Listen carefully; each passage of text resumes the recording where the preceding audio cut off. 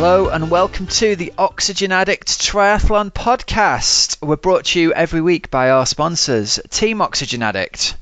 Online triathlon coaching, event-specific training plans, coaching guidance from Coach Rob Wilby, and supportive teammates in a private Facebook group. And we're also sponsored by our patrons, who support the show with a very kind monthly donation.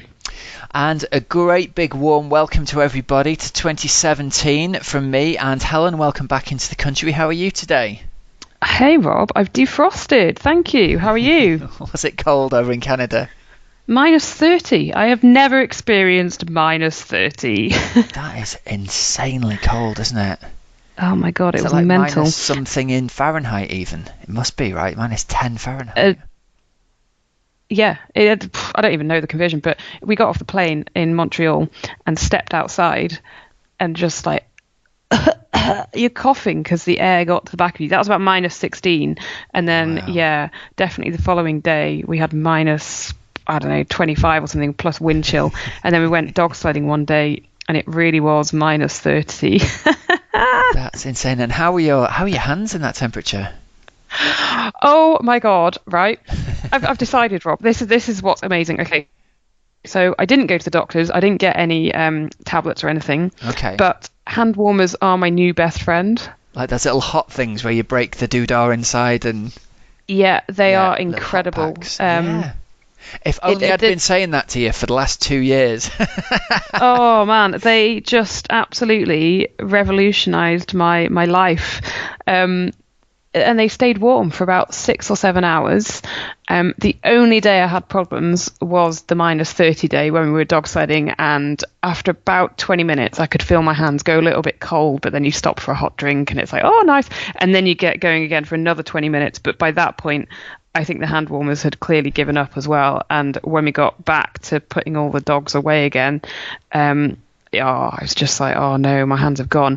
But they lent us boots and things so my feet didn't get cold. And then I said, yesterday, I decided the reason that I'm always cold in this country is because we don't wrap up enough. Whereas out there, I was putting leggings on, underlayers, merino wool tops. I was in about 5 layers every single day. And suddenly you're like, oh, it's okay. It's not so bad. Yeah. You got to dress up appropriately, haven't you? And when it's -30, you don't even consider not dressing appropriately because you know you're going to freeze like an icicle. Exactly. We did go running, Rob. It might have been a little bit stupid on that really, really, really cold day, but it was so beautiful that it's like, well, we can't not go. Yeah. And we were really only going to go for like 20, 25 minutes. And I have read somewhere that you really shouldn't go running in such ridiculous cold temperatures. But then I saw people out and I kind of think, it's okay. So I had a buff kind of covering my mouth and my nose, and I was breathing in and out like through this buff, and then I pulled it down because I was like, oh, it's doing my head in. About 30 seconds later, the whole thing had frozen. Yeah, of course. It goes rock solid, eh? It's like, oh my God. Yeah, let's go back. So it's not too bad in Great Britain after all, just being down in the... It's just cold, isn't it? It's cold here. It's not freezing. It's just a bit cold. It's not even... It's tropical, Rob. It's balmy. I love it. That's great. All right, well, listen, on the podcast this week, we've got a great interview, actually. We've got part 1 of 2 parts with Lionel Sanders, the official world record holder for the official Ironman. Not for Ironman distance, obviously, but he talks about his amazing race in Arizona. He's good, actually, Hells. He talks a lot about how... He's like, yeah, I know other people have been faster over the distance, and he talks about wanting to go out to Roth and having a crack at that number himself. So, dead interesting. Stick around for that one. And obviously the first thing to tell people here is, I mentioned it at the back end of the last episode, but we've retitled our podcast, but nothing else is going to change. It's still me and Hells. It's still the same format. We've just got a different title, that's all. So during this episode is going out, I've done all the bits and bobs in the background in iTunes, Hells, to get everything all changed, and from what I can see at the moment, the title's changed, but the little logo thing hasn't yet, so hopefully that'll sort itself out over the next few days. I'm sitting there going, when you do something and then you forget how you've done it, and I'm going, oh, what did I actually do to set this podcast up? Because as far as I'm concerned, like, we have a conversation, I click go, and it updates automatically. I had no idea any of this stuff lived anymore. Oh, it's like when you get back to work and you have to remember your password to log on. It's like, don't know, really don't know. That's exactly it. I was thinking, I don't even know where you go to alter the feed for this. Oh, right. When we were in Canada, we got locked out of my brother's apartment one day, and didn't take my phone with me. So it was like, oh man, right, okay. And I thought, I know my mum's mobile number, so I went into random. In England? Well, I went into a random coffee shop to ask someone, can I borrow your phone, please, to text my mum to say, because I don't know my brother's Canadian mobile, and I didn't know his. I wasn't completely convinced of his work email. Right. So yeah, asked this dude. Sent my mum a text to basically say, look, get in touch, and we need to sort this thing out. And then, but then we went back, and still no keys in the box, and we're like, oh man. And this guy said, I said, look, can I send an email? So he's like, what, like from your Gmail or something? I was like, yeah. I could not remember my password, because when do you have to enter it normally? You just don't have to enter it. Of course. So I couldn't even send this blinking email. So then I was like, oh man, this is just embarrassing. So then I thought, I'll try someone outside of the coffee shop. So there was this guy just sitting there, clearly with a phone. I was like, I don't suppose I could like send an email from your email account to my brother. Oh no. Yeah. And the guy was like, oh yeah, absolutely, no problem. This is like that. There was an old Sandra Bullock movie, was on the TV over Christmas, The Net, where she goes on holiday and comes back, and like, have you seen it? The bad guys have deleted her identity. My God, it was. Yeah, it's just like that, Helen. Totally like that. Anyway, long and short of it was, this very, very second kind person turned out to be like a chief exec of a big company. Right. On his signature. I was like, oh my God, this is so embarrassing. And he's like, oh yeah, well, sort of your brother's company, oh, they're one of our clients. His email is definitely this. I was like, oh no, brilliant. This is so embarrassing. Anyway, we got back in the apartment. It was all fine. So if anybody sees Helen at a race, just go up to her and check that she's all right and she's not lost her car keys. She knows how to get home safely. When thousands of people across the world looking out for you, Helen, from now on. Yeah, it was quite entertaining. You could have sent a tweet out from the Cup of Tri account, and you could have said, that wouldn't have worked. I'm lost. No, but I wouldn't have been able to get into it because I didn't have my phone. You could use their phone to get into it, though. Yeah, no, I see your point. Oh, yeah, you're really snookered, aren't you? Yeah, we were a bit snookered. It's like one of those, oh, no, I can't do that. Okay. It was just quite embarrassing, but never mind. We got it sorted. Drank lots of coffee, stayed warm until some keys appeared. Brilliant. Right, come on, we better do some triathlon chat here, otherwise it's just going to be the Rob and Helen show, isn't it? Yeah, let's not do that. There's not a huge amount of triathlon news anyway, is there? All right, so listen, news this week is sponsored by our patrons, and I'll go through all the people who we've had loads of new sign-ups again this week. So thanks very much for signing up to be a patron. Thank you to Jeff Morgan, Paul Herden, Martin Rutherford, Mark Wood, Joshua Leake, Rob Brooks, Mark Plume, Matt Greenhill, Annette Edwards, Shane Wollstonecroft, Vicky McKinnon, Jenny Graham and Anne Waringa. Thank you all so much for your kind donations to the show. If you guys want to sign up and you want to become patrons, just follow the link through from the patrons page, which is oxygenaddict.com/podcast, and just click on the link and it'll take you to the page there. So that's awesome. So if you become a patron, you get access to our special patrons only podcast, which is out now. We've had some great feedback on that one, and we've got a special interview with Joe Skipper talking about his race in Kona. We've got Harry Wiltshire talking about the Jan Frodeno comments that he got made after him after the Kona swim, and we've got Melinda Elmore, Lucy Gossage, Andy Greenleaf.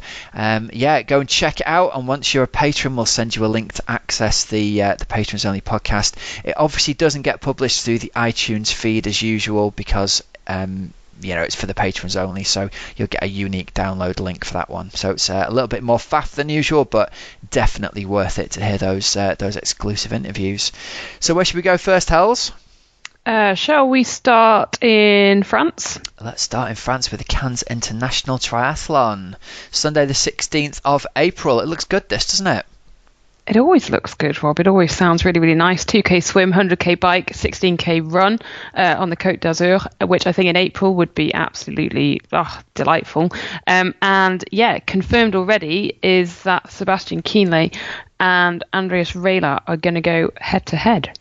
Oh, nice racing. And what a beautiful place to go and race at that time of year as well. It'll be nice and warm.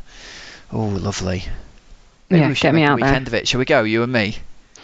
I think, is that not the week before the London Marathon? It is. Week after, something, week of. It's the week before the London Marathon, my calendar says, yeah. Yeah, no, not for me. Not for you. Maybe I'll go on my own then. Yeah, no. We'll I won't be doing that one. Rob, what about in Korea? There's a new Ironman race has been announced in Korea. So Ironman are continuing to spread in Asia. They have held a 70.3 in Gyeonggi for, I think, a couple of years now, 3 years. Now, yeah. And they're actually going to have a full iron distance race there on the 10th of September this year. So, Rob, what would you do, Tembe or Korea? Tembe. They're going to have 30 qualifying slots for the 2018 World Championships. Yeah, lake swim, and they're advertising it as a mostly flat and fast 180k bike course. The pictures are beautiful actually on Ironman.com, but I bet it'll be super hot and humid there, won't it? I think so. Tembe it is. And actually, Rob, in the picture, it does look beautiful, but it looks blooming hilly around there. So unless they've just got it in the valley, I reckon there might be a few sneaky hills. Yeah, mostly flat and fast in inverted commas. It's like the old race organisers' phrase of undulating. Yeah. Who knows? Totally. So will that be? Is it slots for? It is. It's slots for the year after, isn't it? If it's the 10th of September. Yeah, that's right. 30 slots. So there we go. And then Rob, now this one's a bit strange. We don't have a load of information on this one yet. So the other week we had Keith Davis on from Xterra Wales, who was talking about Xterra Wales. It sounded absolutely amazing. Yeah. And then on December the 28th, post on the Xterra Wales Facebook page saying the event is cancelled. All entries will be automatically refunded when the colleges open on the 3rd of January 2017. Now, oh wow. So I don't know really what is going on because they haven't actually explained anything more than that. I know one person who had entered said that, hey, they hadn't seen anything yesterday about a refund. Xterra Europe pages have given a response saying, for now, it's been postponed or cancelled. The organiser had problems with the college who was to be the host of the event. I'm trying to contact them now to see if there's any chance of bringing the event back online. Stay tuned. We should have an answer next week. I have sent an email to Keith Davis to ask if there's any more information, but I haven't heard back from him yet. So all we know is, according to the Xterra Facebook page, is Xterra Wales Facebook page, is that the event is cancelled and all entries will be refunded. It sounds like there's a bit of hope that it might still go ahead though, with the way that that's phrased on the official. The Xterra Europe bit, yeah. Oh, I don't know. You got a feel for the organiser there, don't you? It sounds like it's between a rock and a hard place. So, yeah, I guess we'll let everybody know more news as we know it. And that'd be a real shame if that doesn't happen, because I think we need more stuff that's different, but that isn't like some jazzed up cross country obstacle race. Yeah. I think totally. Xterra is the next logical step for people who are maybe a little bit burnt out on triathlon, want to try something new, but don't want to go and do some kind of muddy obstacle race. So totally, real shame. And it did sound brilliant. It sounded like a great course, like a challenging course. Yeah. And a nice, sea swim, and what a location. So yeah, watch this space with regards to Xterra Wales, and let's hope that at some point there will be an Xterra fingers Wales crossed. race. Right. Well, more news as we get it then, I suppose, really. What a shame. Okay, so moving on then to the next chunk of the show, we've got Coach's Couch question this week from Neil Feekins. Now, Coach's Couch is sponsored by Team Oxygenaddict, which is my online triathlon coaching team. Teams close at the moment, but the good news is we're only 2 weeks away from our official opening for getting new members in for 2017. So that'll be happening the week of the 16th of January. So we've got loads of stuff going on at the moment. We're posting loads of videos to Facebook Live, which has been quite good fun actually, Hells. I've enjoyed doing those, answering people's questions on a... Have you ever done a Facebook Live thing? No, I have not done one myself, but I have been very close to many people doing them. So I've been doing these, like answering people's coaching questions, and as you're doing it, and I'm trying to concentrate and not get distracted by my own face on the screen and thinking, wow, I've got a strangely shaped nose, haven't I? People can kind of ask you questions as you're going along and comment as you're doing it, and give you like if someone gives it a like, I don't know if it happens on everyone's screen, but like a little blue thumb drifts across the screen. And so being a naturally quite distracted kind of person, I think, oh, what's going on there then? I completely lose my train of thought about what I was talking about. But anyway, it's been good fun, so keep your eyes on those, and if you've got any questions for those sort of live coaching questions, ask those away. That's good fun. And we've got a few free coaching videos coming out over the next couple of weeks that are all about helping people structure their own triathlon coaching year this year, really, so keep an eye out for those. So the question from Neil, do you want to read that one out for us, Hells? Yeah, so Neil says, I've been making some pretty steady gains since starting triathlon in 2013. I've got my eyes on the GB age group, and 2017 is when I figure out if I'll attempt it at 70.3 or the Olympic in 2018. My question's actually about the physical against the mental limiter. I've long suspected that I'm faster than I am, in that physically I feel like I can go faster, harder, longer. But is there a way of knowing whether you simply aren't pushing yourself hard enough mentally, or whether you're at the limit of your current physiology? Many elites talk about their ability to cope with or even embrace pain. I go hard, but do I go hard enough? Wow, I think this is a brilliant question, because so many people think this way. I think so many people are wondering whether they're pushing themselves as hard as they can, or whether the limit is actually, could I push a little bit harder? And I guess the first thing to say is I don't really know the answer to this one, Neil. I don't know whether I really racked my brains over to think, is there a quantifiable way we could look at how hard you could push yourself, and even things like doing a max heart rate test on the treadmill or on the bike or something like that. I suppose the problem is you're still going to be limited by you yourself. Essentially decide, don't you, when you've had enough and when you're going to get off and press stop. I think that's the challenge with it. But I'll tell you one thing I have noticed, and this is most noticeable at running races or at running track sessions that I'm coaching, is if I give athletes like a session where I'm saying, right, we're going to be running at 5k pace, I want you to do your reps at 5k pace, there's a noticeable difference between what people consider to be their 5k pace in terms of how hard they're working at the end of it. Does that make sense, Hells? Yeah, that does make sense, because if you say 5k pace, I want to say most people are probably at an interval track session. Most people seem to go faster than 5k pace. Yeah, so people definitely push themselves, but I think within that as well, what I'll notice is there are some athletes who they'll get to the finish, and if you look at their body, you look at their body language and how hard they're breathing, some people will be completely doubled over, and the faces will be racked with pain, and their eyes will be scrunched up, and they'll be... Most interesting for me as a coach is looking at the breathing and how deeply and how frequently they're breathing. And I think in theory, if everyone's training at the same relative intensity, everybody should be breathing the same depth and the same frequency. Do you know where I'm coming from with that?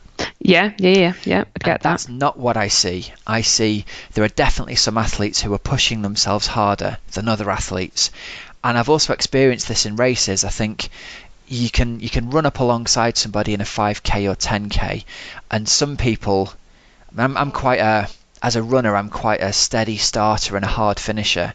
And I'll run alongside people that I'm passing at the halfway point, and I'll listen to their breathing and I'll listen to my breathing and think they're clearly pushing themselves harder relative to their own ability than I am right now, just based off how hard we're breathing. And I think that it's a very simple measure, isn't it, saying how hard you're breathing and how frequently you're breathing, but that's the basis of all exercise physiology. It's still the basis of a really skilled exercise physiologist in a lab can tell when you're at aerobic threshold or when you're at anaerobic threshold just by judging on how often and how frequently you're breathing.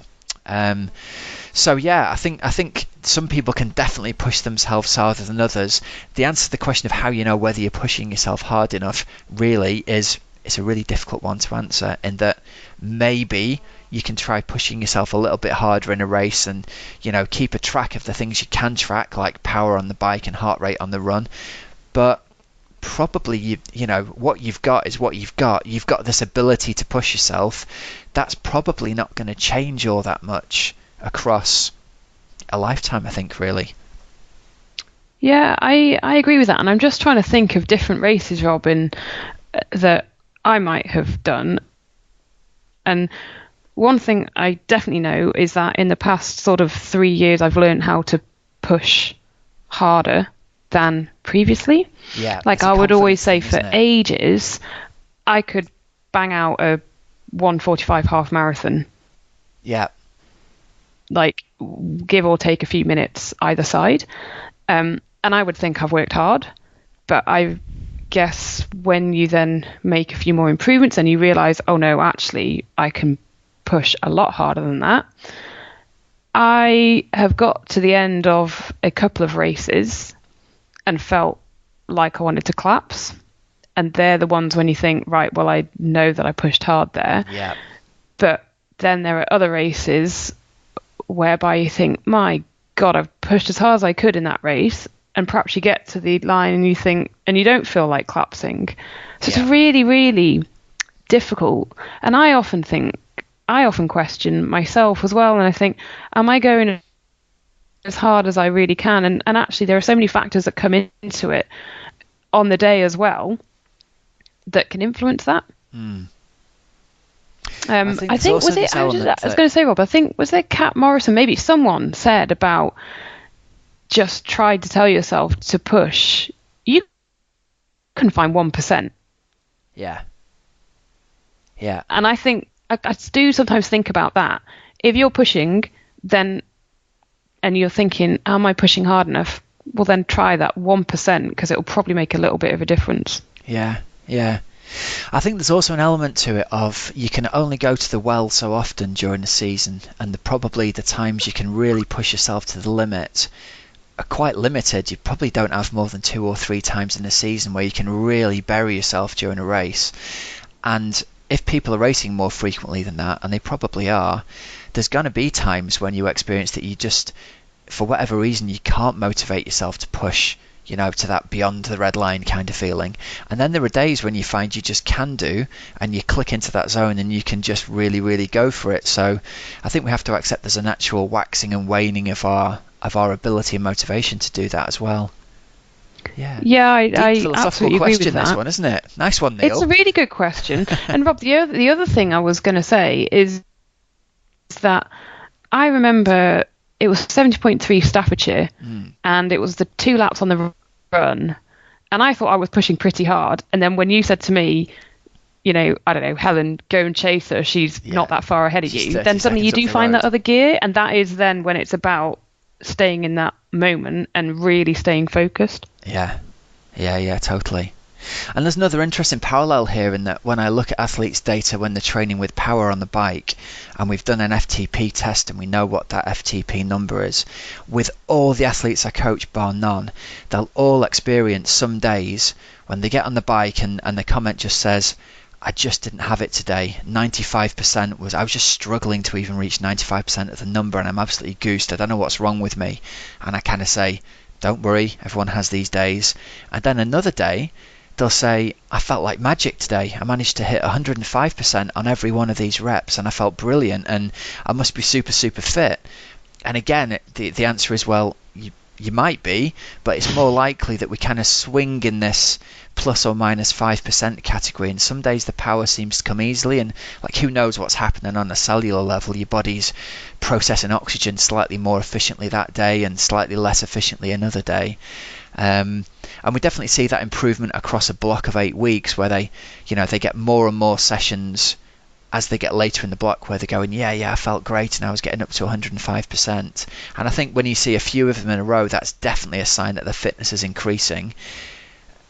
But yeah, who knows? Maybe there's a mental element to it as well, and some days you just can't push yourself to that, what we'd consider to be the 100% line. Great question, Neil. I like that. It's good. Good. That is a good one. Deep, keep them coming, Neil. I like that. Deep question. Yeah, I've got another one lined up for a couple of weeks' time from a different Neil who sent one through, actually, that's about the mental aspect of it. So that'll be an interesting one to talk about too, as well. I love it. So you can get in touch with us. We are now at OA Try Podcast on Twitter. So at OA Try Podcast if you want to get in touch with us on Twitter, or you can email Rob. You can get in touch with us on Facebook or via the Oxygen Addict website. Yeah, it's all cool. So it should be easy to remember now, because we've got, just go to the Oxygen Addict website for a link straight to the name. It's funny, isn't it? I keep trying to convince myself to say the new name of the podcast and not say the old one. We'll get there. A few weeks and it'll be like second nature to us. Well, I'll tell you what, it's led us nicely into this week's interview, because somebody who definitely knows about pushing himself to the limit is this week's interview of the week, Lionel Sanders, who very recently broke the official Ironman world record at Ironman Arizona with an incredible 7:44. So we've had him on the show before, but we got to catch up with him again, and he was on the Skype for over an hour, Hells. So I split this up into 2 parts. So we've got part 1 of the interview with Lionel this week. All right, really excited to welcome Lionel Sanders back onto the show. Lionel, how you doing, buddy? I'm good, Rob. How are you, man? I'm very excited to be talking to you, because you have had quite the year in triathlon, haven't you? It's got to be said, mate. 2016 was... Yeah, I'm not complaining.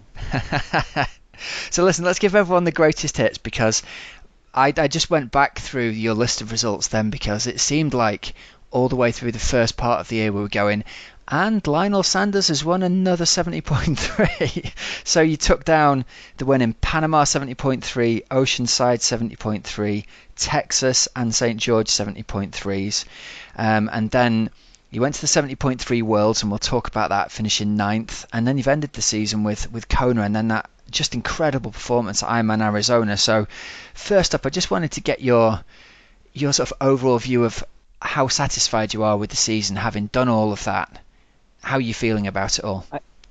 I mean, when it really came down to things, and it came down to the races that count, unfortunately, I did not have the races that I wanted to have. So, of course, I didn't do nearly as well last year. So I definitely improved this year, which is always good, and you can't ever get down when you're improving. But yeah, 70.3 Worlds was certainly my focus for the year, and the race that I really, really, really wanted to do well at. And I finished 9th there. I mean, I had a great performance, quite frankly, but the dynamics of the bike, it just was very, very, very, very high speeds, very flat, massive pack of people coming out of the water in the front, very relaxed officiating. And, it basically took my weapon away from me. I had a very average bike, though the bike was the highest power I've ever pushed in a 70.3, and I got outbiked by 15 guys. So, wow. I mean, I couldn't get down on myself, because I know it wasn't my performance. My performance, on pretty much any other course was a very, very good performance. But it is what it is. It certainly gave me the kick in the rear end to get my swim into a better position, so that I'm not disadvantaged by not being in, or at least very close to that front pack, that I can bridge the gap very quickly.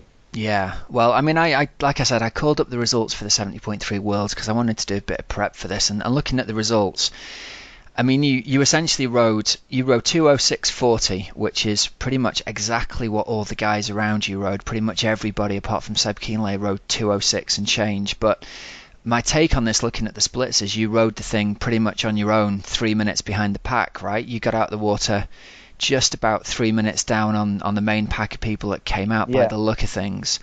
And is that kind of your take on how things were? I mean, I don't know a lot about the Mooloolaba course. I had a couple of athletes race there who said what you said. It was pretty much pan flat with one hill in one of those sort of out and back somewhere down there.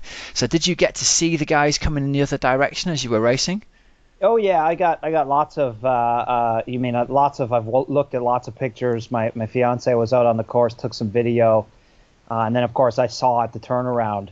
And it basically was the perfect storm, that race. It was, it was the calmest day. I'd been there for a week. It was the calmest day. I had seen almost no, surf for the most part. And then, of course, dead flat course, so light winds. And then you had basically some of the best bikers in the sport all there as well. So, you had Andreas Drietz, who only came out of the water about 30 seconds down from the front pack. Who's one of the best bikers, and then Sebastian Kienle, who also one of the best bikers. So the moment Andreas hit the front of the race, the front pack accelerated, and then the moment Kienle bridged the gap, the pack accelerated even more. The problem being that usually those guys would drop these, the pack and would be putting time into them. The problem, I guess, from my perspective, was that all of a sudden all 15 guys behind them also were going just as fast. And if you watch some of the race coverage video, a lot of them were able to do it, coasting and getting up out of the time trial position. So, without a doubt, there was a massive draft effect occurring, especially as you went 5-10 guys back in the pack. And unfortunately, that's just what it is. It was very relaxed officiating, and it also comes down to the fact that it's a very subjective draft zone to begin with. No one really knows what 10 meters even looks like. Yeah. And so it's basically, I look at that's 10 meters? Okay, well, that's how much space I'll give too. And then you get 15 to 20 guys, as it was in that race, all doing the same thing. Then the draft marshals say, okay, well, I guess that's what 10 meters is today. And, and from friends who have been able to analyze power files from various people in the pack, without a doubt, there was a large draft effect occurring. So, is that a byproduct of the draft zone being 10 meters, or is it a byproduct of the fact that people were not riding at 10 meters? I'm not sure. I can't answer that. But, it is what it is. Combination of the two, and it does seem like that even at 10 meters, when you guys are rolling at what you must be rolling 42 to 44k an hour, probably faster on the flats, right? In that race, the first 40K, we were at about 47 to 48 kilometers an hour. Oh, wow. Yeah. So there's no question, even at 10 meters. Without a doubt, at 10 meters, there's still a draft effect occurring. Do I necessarily think that it was being 10 meters the whole way through? Probably not. Yeah. But, without an objective way to judge what 10 meters even is, how do you know what 10 meters is? No one knows what 10 meters is. Including, and then, the other problem that comes about is that the referees, because they don't really know what 10 meters looks like, they're very hesitant to give penalties, because I don't want to unnecessarily give a penalty for something that maybe the guy was riding at 10 meters. I don't know. So it's just the current problems in a sport that is still very infant from that perspective. Yeah. And it's a difficult one to solve, isn't it? Because we've had the past couple of weeks on the podcast, we've interviewed Harry Wiltshire and Joe Skipper about their races at Kona, and they both essentially said the same thing, which was that you're riding along in the pack and then everyone's kind of spaced out and you can see something happening up the road, but it might be 150 meters ahead of you. And if you want to go with the move, you've got to ride past 10, 12 guys spaced at 10, 12 meters, and you've got to go past all of them with this massive power spike to get there. And then if those guys speed up a little bit as you're going by, all of a sudden you're left out hanging in the wind, and you're going to either pick up a drafting penalty or blow 500 watts for 3 minutes to just try and get by everybody.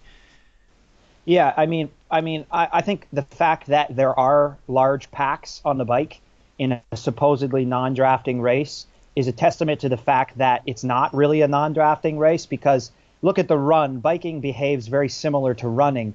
Look at the run. There's there are very few packs in the run. Everyone runs, at 70.3 Worlds, for example, there was 110, 2 111s, a couple 112s, a couple 113s, a couple 114s, go down the list, a couple in each area. Whereas on the bike, you had 15 guys who rode 206. That's ridiculous. Biking doesn't behave that way. If it was truly non-drafting, you'd once again have a couple guys at 204, couple at 205, couple at 206, couple at 207, all the way down, and that's how it would truly spread out. And Kona would be the same way as well if it was truly non-drafting, especially once people could fake it for the first half or so, but it would massively spread out on the second half of the race. Like, look at any Ironman that doesn't have a massive front swim pack, and no, you never see these packs form, at least at the front of the race. Of course, you see guys who sort of, that's their best bet to do well in the race, is to sort of form a pack and, play this game that's being played. But, take Arizona as a great example of a race like that spreads out very, very quickly due to the fact that you don't have a massive amount of people coming out together. And so everyone is just forced to bike on their own effort. Yeah. And do you think there's a solution to it? Do you think it's as easy as saying, well, we make the draft zone 25 meters for pros and we make it, so there is absolutely no benefit to riding a pace line behind someone? I think that, unfortunately, I think the 20-meter zone has been tried in I think it was Bahrain and Dubai, I think 2014 and 15. And the response was very good. And if you go back and look at those races, there wasn't large packs. There were little packs of 2 to 3 guys, because that's what you have. You have guys, 2 or 3 guys of the same ability level in a big championship-style race, not 15 of the same ability level. So it has worked. It all comes down to whether WTC wants the races, or cares for that matter, for the races to actually be fair, non-drafting races. And the fact of the matter is there's a winner regardless of if it was a fair bike ride or not. So, what is the incentive to change? I think going to a 20-meter draft zone might be asking a lot. But I don't think it's asking a lot to, at the very least, make the current 10-meter zone objective, not subjective as it is now. Because at least if it was objective, the race could be properly officiated. And if you're cheating, if you're doing it, then you're doing it, consciously, because there's this whatever laser line or whatever in front of you that's signifying 10 meters behind a bike. Then if you're inside of that and I turn around and I see that, then you and I both know that you know and you deserve a penalty. And we can discuss that after the race if you don't receive one. You know what I mean? So I think that's a smart idea, man, because you can buy those commercially now, can't you? Those bike lights that project a bike onto the road in front of you. That it wouldn't seems like a pretty simple solution for 20 or 30 pounds a pro to have one of those stuck on the back of the bike. I agree with you 100%, and it just comes down to what's the incentive.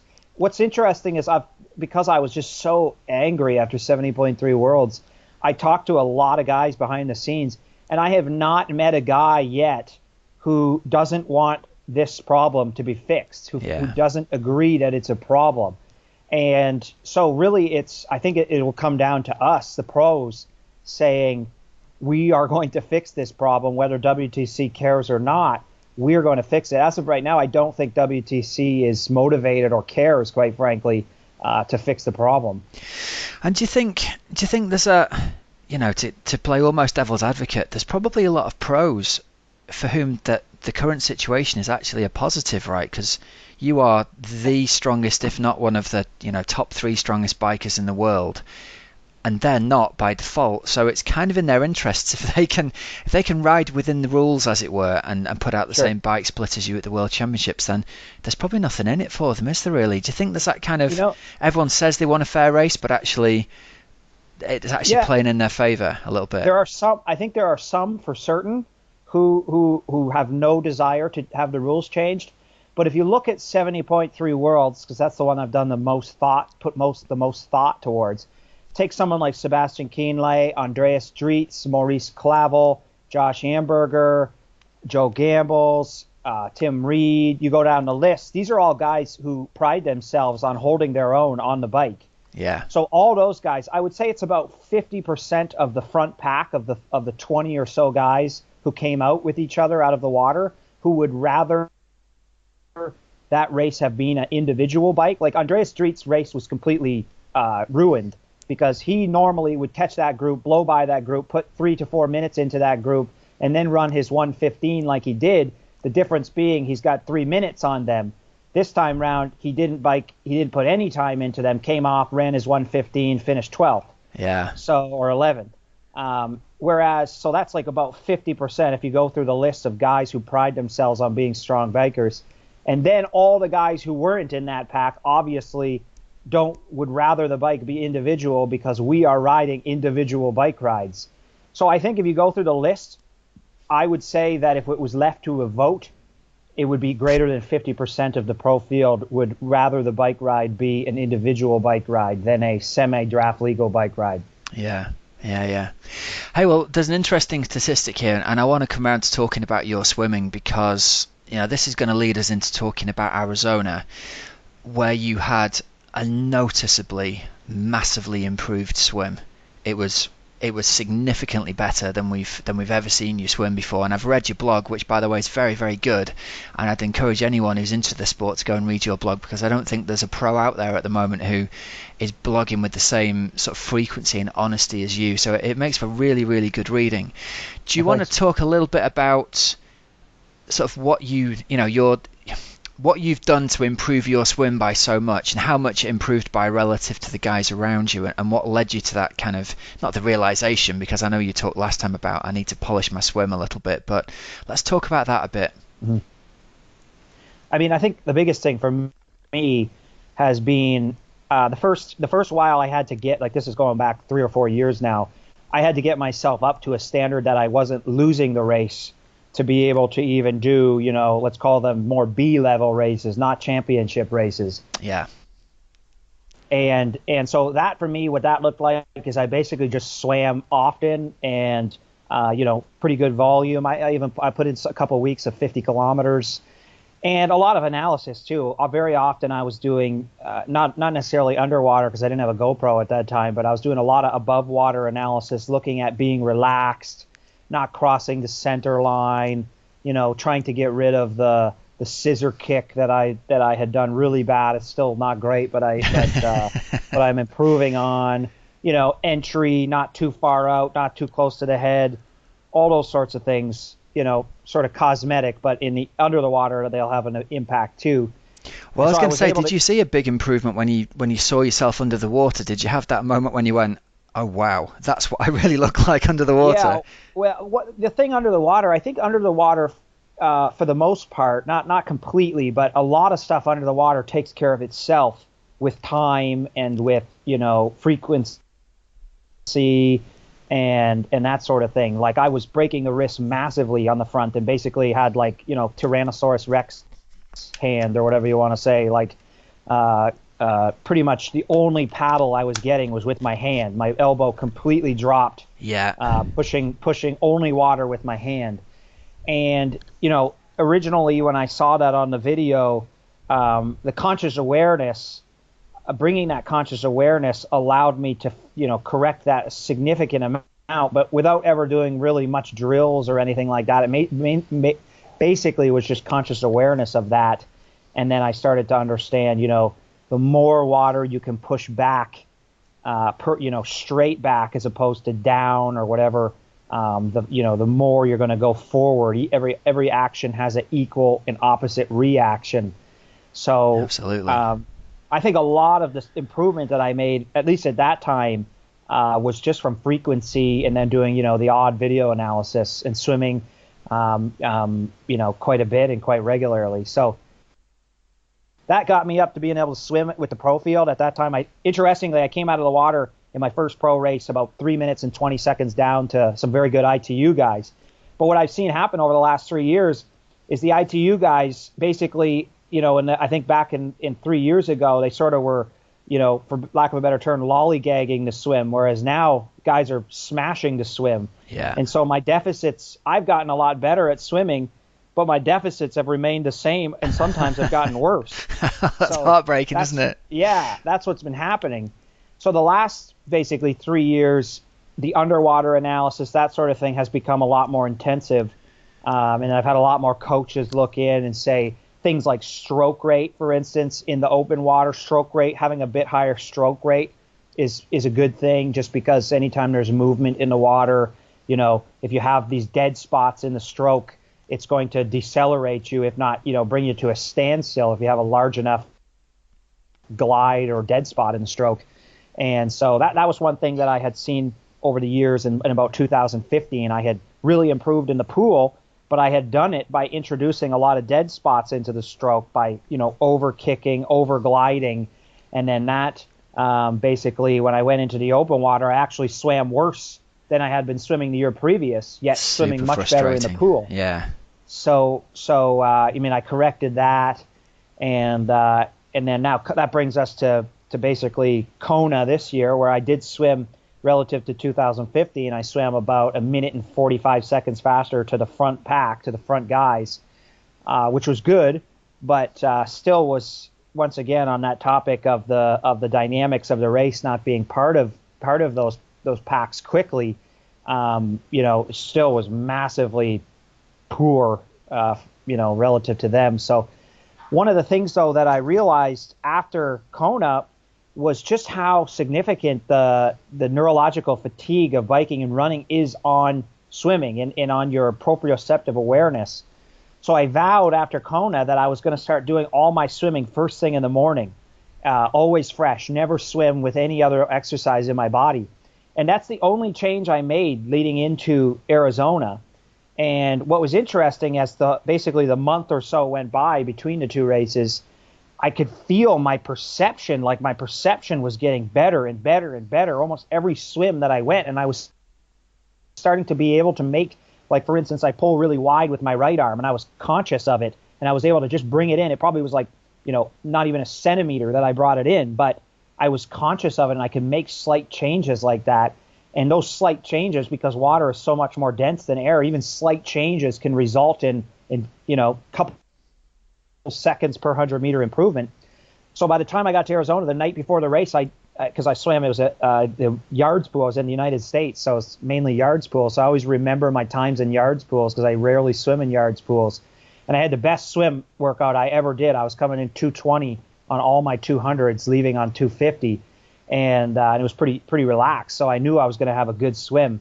And then the next day I came out with guys who were 4 minutes ahead of me out of the water in Kona just a month and a half prior. So, and it was actually, once again, interestingly, it was the easiest swim I've done as well, from an effort standpoint. Yeah, there's a really interesting bit on your blog where you talk about sort of swimming along and thinking that you've been dropped by the pack that you usually swim with for a minute, because you're thinking, well, hang on, I'm at the front of this pack here. What's going on? Am I actually in the same pack that I think I'm in? Yeah, I thought for a minute, I did a backstroke turn at the turn buoy, so basically 2 kilometers or so in, because I didn't realize how much I relied on the pack that I was swimming, I guess, in front of to sight. I usually sight the pack and not what happens is the gun goes, I get dropped, and they swim away from me slowly. And I sight them pretty much more than I sight the buoys. Yeah. And so I realized that then. But what's interesting is I did a backstroke turn, and I look, at least there's guys around me, there's guys behind me. And then I started to think, because this is how your mind goes, I start thinking, oh my God, I wonder if I'm having like the worst swim of my entire life. And I'm actually with the pack that I'm usually like a ways ahead of. But then when I came out of the water, I look over and it was Pedro Gomez, he swam 4 minutes ahead of me in Kona. And then I was like, all right, wonderful. I think I just had like the best swim of my life. Awesome. And he said to me, actually, he's like, wow, you had a great swim. And it's funny now when I think about it, because how did he know that I had a good swim and he just didn't have a really bad swim? But fortunately, it was a good swim for me.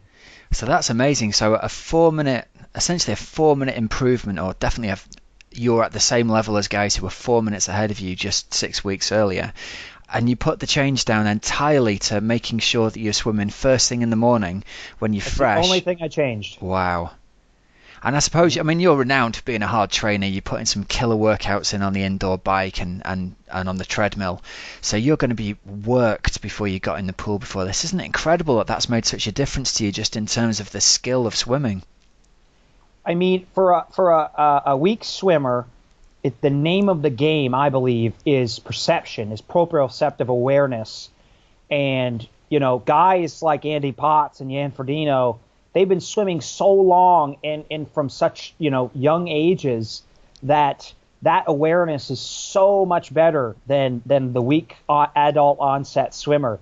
So I believe that is especially once you get to where I am, where I've swam a lot of meters now, and I've corrected the easy corrections. A lot of it is just learning how to make your body work for you, learning how to use. I don't have great flexibility. I probably never will. I don't have great internal rotation, all of those sorts of things. So it's basically comes down to, I believe, learning to use what you have, to the best of its ability. And if you're coming into the water deeply fatigued, as I was, oftentimes I would swim third thing. So I would already have done a hard bike workout and either an easy run or a hard run workout and an easy bike ride, 2 to 3 hours of training before getting into the water. And that just, you're basically, I won't go as far as to say you should just not swim, but you're greatly stunting your swim growth if you're swimming that way. Well, it's got to be an exciting place for you to be now then, with a 4-minute reduction essentially in your Ironman swim time. That's 2 minutes on your half Ironman time. That is a massive reduction in that. The gap at the 70.3 Worlds was 2 minutes and 50 seconds out of the water to the winner, and you were 3 minutes behind at the finish. So if that gap for the swim was taken away, there'd have been an 8 to 10 second difference running down the finishing chute, wouldn't there, to Tim Reed? Well, it certainly is motivating now, because I only really had a month of swimming first thing, and pretty much my entire career I've always swam second or third every single day. I used to swim at 8 p.m. every single day, and so that's motivating. But some other things I discovered at Island House Triathlon, where I picked the brains of basically some of the best guys who at one point weren't great swimmers. Another thing that I realized that I'm doing, I swim solo pretty much 99% of the time. And a lot of the guys said to me, like, as a weak swimmer, you do not get to swim solo. Like, you need to be swimming with people at least 4 or 5 times a week. You need to be getting in the water and have to the right of you guys who are better than you, and to the left of you guys who are worse than you. And, under the water, you're analyzing their strokes. Yeah. You're whether you like it or not, you're picking up things from them. And, as well, they're pushing you. And that's another thing I've realized a few times, where someone hops in the water next to me. All of a sudden, I'm swimming 2 to 3 seconds per 100 faster instantaneously, just because they're keeping me honest, Totally. which I'm much better at on the bike and the run than I am. And once again, I chalk it up to just being, new to swimming. I'm much better at pushing myself on the bike and run than I am in the water. So I'm excited to join a swim club here in Windsor as well, and start to swim with people a little more often too. Yeah, the power of the group is greater than the power of the individual, isn't it? That'll be exciting to see where you can get yourself to in a winter of swimming with a squad. I'm excited to see how you come out of the water next season already. It should be fun. And there we go. What a great guy Lionel Sanders is. He's such a friendly, nice, down-to-earth chap. I think he's brilliant. It was definitely the first interview he did with us last year was definitely one of my favourites. It was really, really inspiring, and I just loved his different attitude, Rob, to the training, because I just remember him saying he did nearly everything indoors, and I thought, hey, that's fascinating. And again, it goes to show that there's not necessarily one formula that works for everybody. Yeah, definitely getting his head down and doing that quality work he's made some massive improvements, and the interesting thing is he shows no signs of slowing up with improvements either. So we'll look forward with excitement to seeing how he gets on this coming year, and also tune into part 2 of the interview next week as well, with more great information from him. Cool stuff. Right, now we've been contacted by loads of people on Twitter this week, haven't we, Hells? We have, because you were asking people for their goals for 2017. You said it in last week's podcast. What are your try goals for 2017? So put it out there on Twitter just before the show this morning, and we got quite a few replies. So James England says he wants to get as close as possible to that magic 10 at Outlaw. Steve Mott says, yep, +1 for sub 10 at Outlaw. Andy Golding says he's aiming for a solid sub 5 hour half Ironman, a sub 1:30 half marathon, and a podium in the big age group. So I don't know what the big age group is, but that sounds good. And to have loads of fun too. That's really important. Rachel Leach says she wants to complete her first Olympic triathlon and swim the Great Nile Swim to raise money for charity, which is awesome. Will Lockwood got in touch. He says he's hoping to complete the Ultraman distance at UK in Wales. The main stumbling block is the cost. Yikes. I'm going to have to look up how much that is and exactly what that involves, because that sounds kind of cool. Matt Harding says he wants to try and go under 2.5 hours for Olympic and see how he does against the age groupers at Arundel with, I think, a friend, Raw Energy Man. And then Mark Plume got in touch saying he wants to achieve a standalone sub 4 hour marathon and a sub 12 for Ironman number 6. And I think we got one more, Rob, which I'm just going to look for now. So there's loads of goals there, which is kind of cool. It's good having a goal because then you know what you're aiming for. You've got to have it written down somewhere. That's my top tip to everybody. I said this to someone the other day who emailed through to me asking for some advice, and I think the question was along the lines of, I just can't get myself off the couch at the moment. You know, have you got any words of wisdom? And the one thing I always go back to is just get yourself a piece of A4 paper, blue tack it to the wall, and write down the one thing that you're going to do this week. And just start with one thing. Just write down, I'm going to do this. And even if it's just, I'm going to get on the turbo for half an hour, do that and tick it off. But write down whatever it is that you want to do. I'm just such a big believer that something happens in your mind. There's some kind of mental commitment happens when you commit something down to paper. I don't think it happens as much if you type it, because the file disappears and you don't see it. But having spent the time to write it down, I think programs your subconscious a little bit to take that goal a bit more seriously, and then seeing it every day in front of you reinforces that every day. Good job I've written today's to-do list down on paper then, Rob. Absolutely. Get that to-do list sorted for sure. Rob, Nick got in touch as well. He said he's aiming to qualify for the 2018 70.3 World Championships, looking at Portugal and Weymouth. And then he says, oops, it's out there now. Rob, my question for you is it's now on the podcast. Come on then, what's your goal? Do you know what, Hel? My goals this year, it's not going to be triathlon related. They're all entirely business and family related this year for me. I'm going to try and, I'm not going to try, I am going to keep myself fit by running every day and swimming and biking when I feel like it, but I've decided my entire focus for this year is going to be business related. And who knows, maybe later in the season something will take my fancy to go and enter, but I've decided that it's going to be time to focus on something slightly different than athletic achievement for this year for me. How about yourself? I don't think it's out there yet, so... Are you keeping it close to your chest? I am doing Ironman Wales. Yay! It's out there now. I'm doing Ironman Wales. Ironman Wales. So I wonder if we can get a little gang together of, let's find out which other podcast listeners are doing Ironman Wales this year, Hells. We could have a gang together, couldn't we? We could have a gang. That would make it way more fun, wouldn't it? Well, let's have that to be our Twitter question of the week then. Let's hear from anybody who's a podcast listener who's going to go down to do Ironman Wales in Tenby. What's the date of it? September the... Well, I think it's the 10th. Obviously, I should know these things, shouldn't I? But I'm going to tell you right now. I'm sure it's the 10th. Let's find. I'm going to put it on my calendar on the wall as we talk. Is that same weekend as Korea? So, you could go for humidity in Korea, or you could go for humidity in Wales. Yeah, I'm almost certain we're not going to get humidity in Wales on that weekend. It might be warm, but I guarantee it won't be humid. Yeah, well. We'll see. Famous last words, right?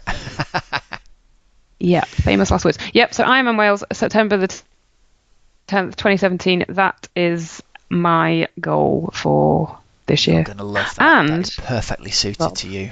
Absolutely perfectly suited. I'm looking forward to it. And do you know what? It leads nicely into, I did an interview a couple of days ago with an athlete who who talks a lot about the Ironman Wales course, a guy called Gareth Petts, who is a top age group and was out at Kona this year. And he did the long course weekend and he qualified for Kona at Ironman Wales.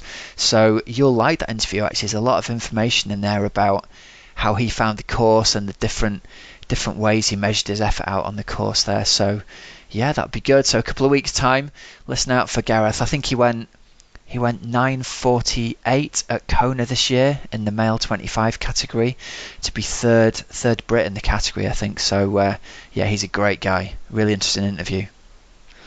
Wow, I will look out for that one. It's exciting. Cool. Well, I guess we better wrap the old show up for this week, hadn't we? Thanks very much for listening, everybody. Next week's interview is going to be part 2 of the Lionel Sanders interview. I just want to thank everybody again for signing up to become a patron. And the shout out, if you want to go and check out team.oxygenaddict.com to find out more about my online triathlon coaching program that includes private Facebook group support from me. You can go and check that out over there.